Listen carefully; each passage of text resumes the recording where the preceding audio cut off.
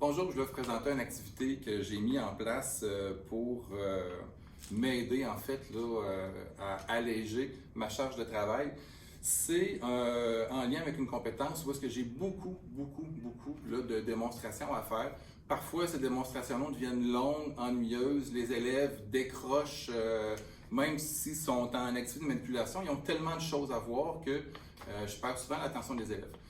Ce que j'ai décidé de faire, c'était de créer une activité exploratoire où est-ce que les élèves devaient expérimenter vraiment là, chacune des principales étapes, mais en sous-groupe.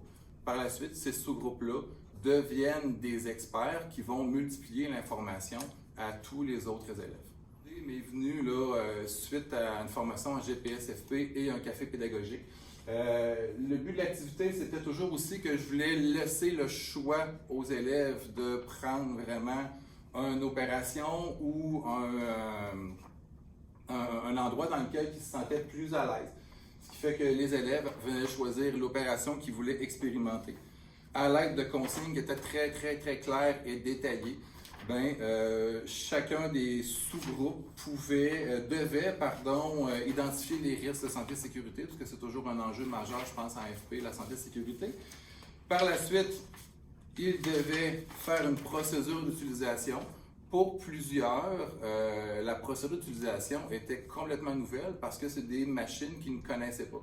Ce qui fait que j'avais autorisé, dans le fond, l'utilisation du cellulaire. C'était soit pour aller visionner des vidéos sur YouTube ou encore des tutoriels directement là, sur les sites des compagnies.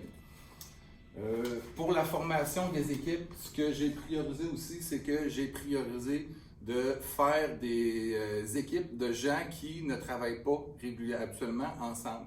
Ce qui fait qu'en faisant des équipes un petit peu plus imposées, ces agents multiplicateurs-là, après, eux, dans le fond, vont se redissoudre dans d'autres groupes et, en fait, là, permettre une plus grande transmission de l'information.